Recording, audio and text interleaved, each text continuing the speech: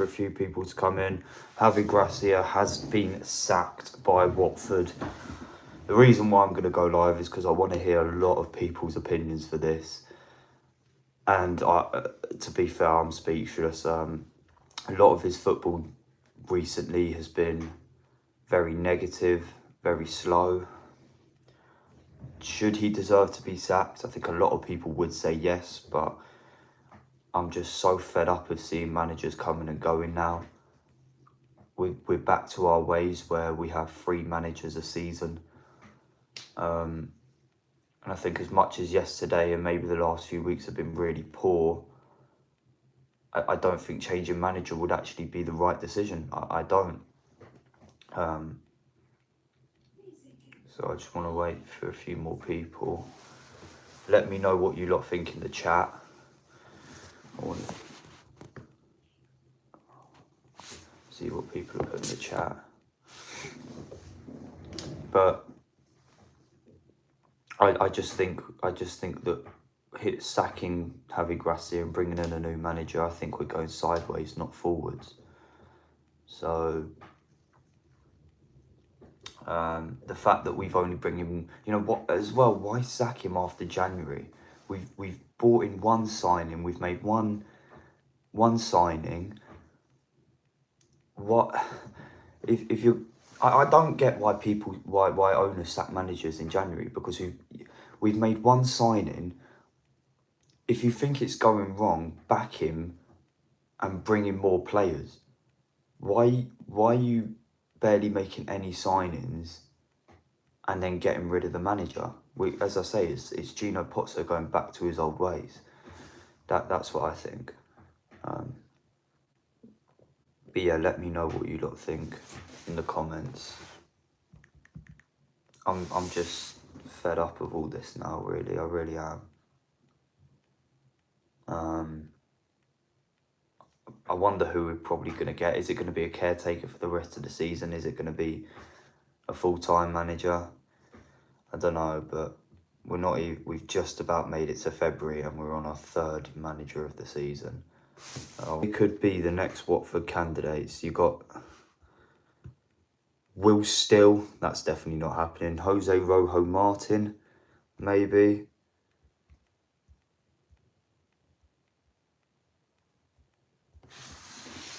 I don't even know who you bring in at this time of the year. And I'm just upset about it.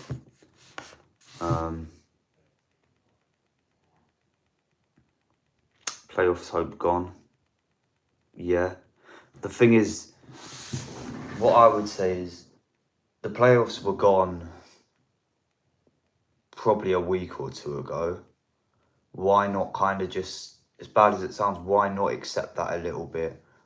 Why are you sacking him now after the transfer window's happened? After we're basically out of the playoff picture? What are we getting out of this? Is bringing a new manager going to do anything different, or is it going to be the same? Yeah, but I reckon it was probably mutual. I know that's a bit of a bold statement to say,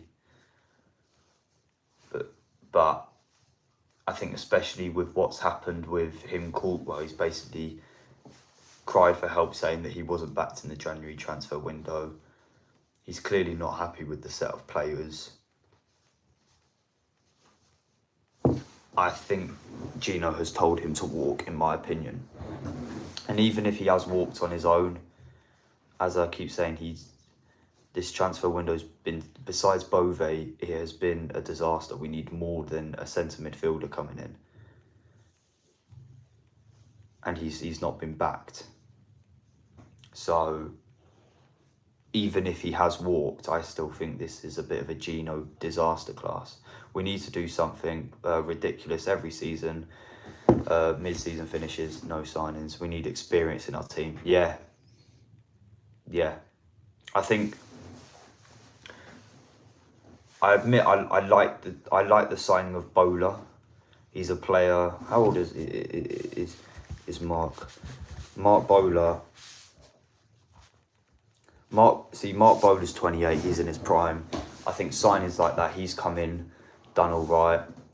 I mean, what's happened with Kipriano? He's not really had a look in recently, has he? And he seems like a very exciting signing coming in from Peterborough. Who's out injured, isn't he? Yeah, I'm okay. Sorry, I'm just trying to get something up. I'm trying to get my iPad up and it's not working. Okay, Kipriano, spent so much money on him. He's out injured and barely had a look in recently. Kurum Guard, you could tell that Javi hasn't got the best out of Kurum Guard, I think. He's definitely a player. Kurum Guard is a player who you'd want on the pitch when you're chasing a game and you're going route one. But he's playing Kurum Guard almost as a player to hold up the ball with the ball at his feet, which is not his style of play. And I think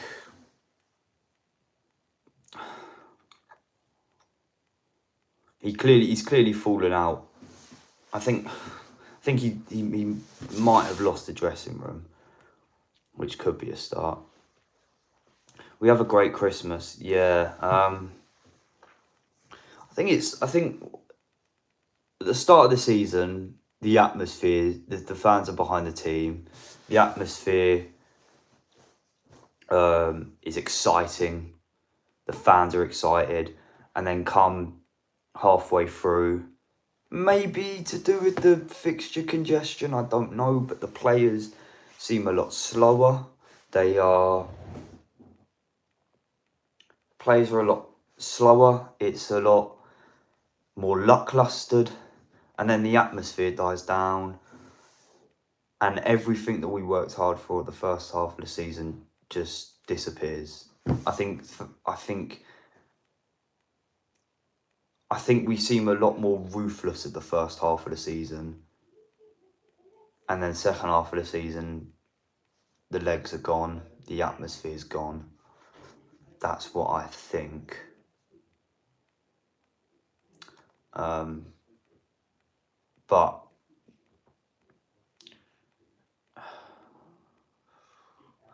let's just leave it at this.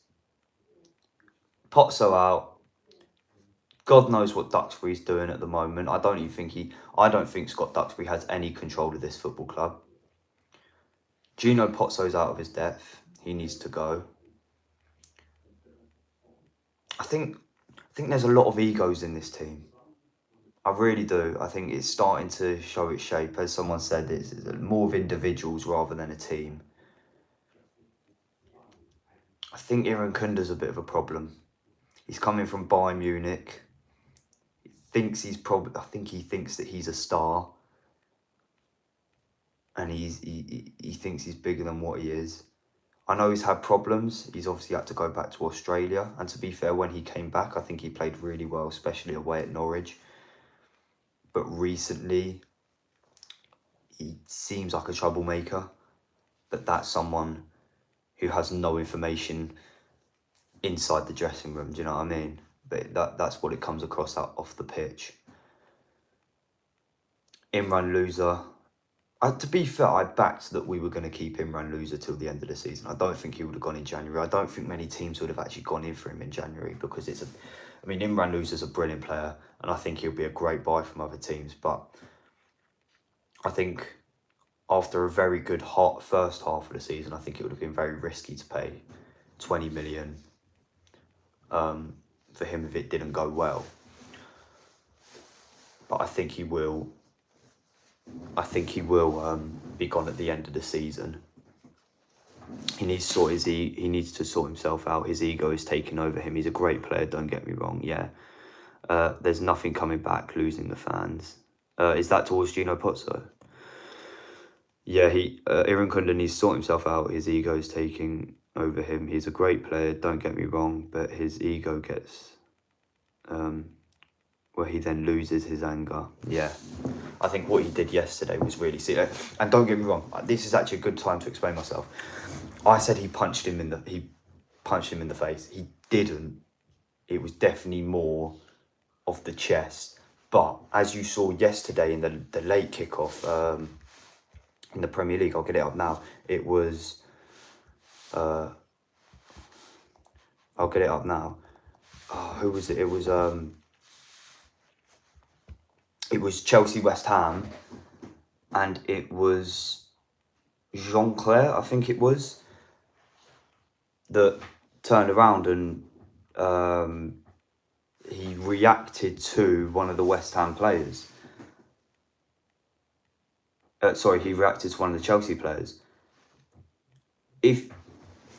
No matter if it's in the face or not, I think if you, in this day and age, if you push someone like that, it's a red card. I don't think I agree with it, but that's what the referee is going to give. And that you have to comply with that. Whether it's a red card or not, if you fully go like that, the ref's going to send you off. So Iran Kunda maybe needs to mature, and he needs to be smarter. He needs to be a lot smarter. You got ownership problems? Yes. Our owner is constantly sacking managers. I think the business, maybe the summer was okay, but up until then he was not spending any money. I'm just fed up now. I'm fed up of Pozzo.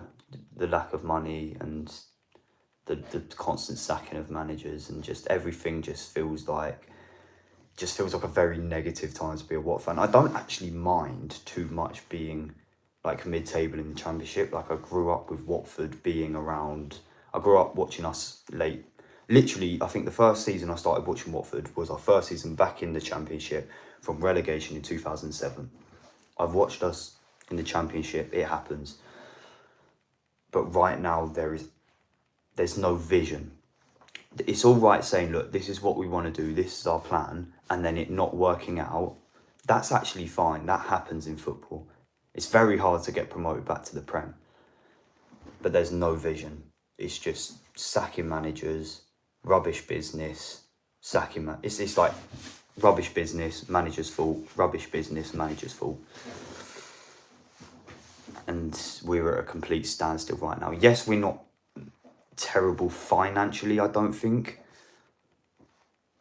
But I would take the risk in getting in a new owner. He has done a lot for us, yeah, especially with the stadium. When Gino Pozzo came in 2012, that stadium was a mess. But right now, we're going backwards. We went forwards, and now we're going backwards. Possibly even further than what we were before he came in. Look at West Brom. West Brom have done well. Like, I don't think West Brom have done bad ownership over the last 10 years. Like, they've got a nice stadium. They've made some good business here and there. All of a sudden, they've fallen behind a little bit, and they're in the bottom three now.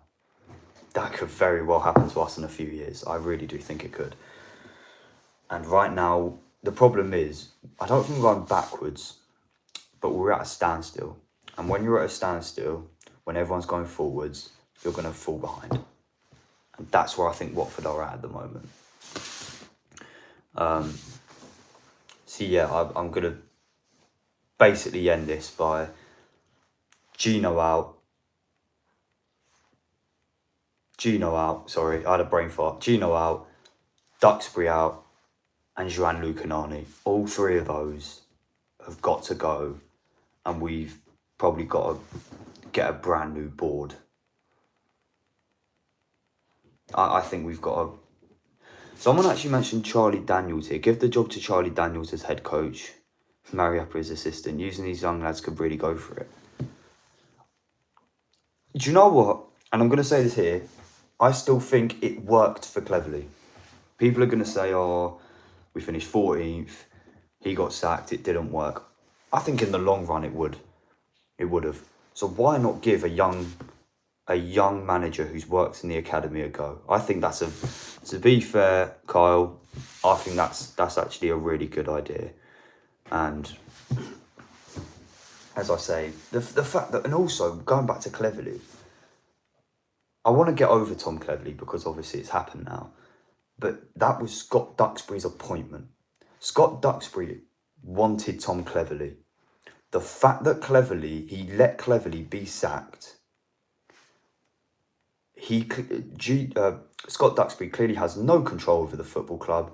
He has to go as well. All three of them need to take responsibility. What happens if the manager doesn't get sacked? Oh, sorry, I don't understand that. What happens if the manager... Gino always blames the managers when he needs to start taking the blame. Terrible owner that needs to leave.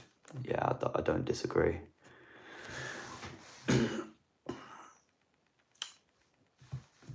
Yeah, I'm a bit speechless because this is very... I'm going to be honest, this is very raw opinion. This is completely what's going through my head at the moment.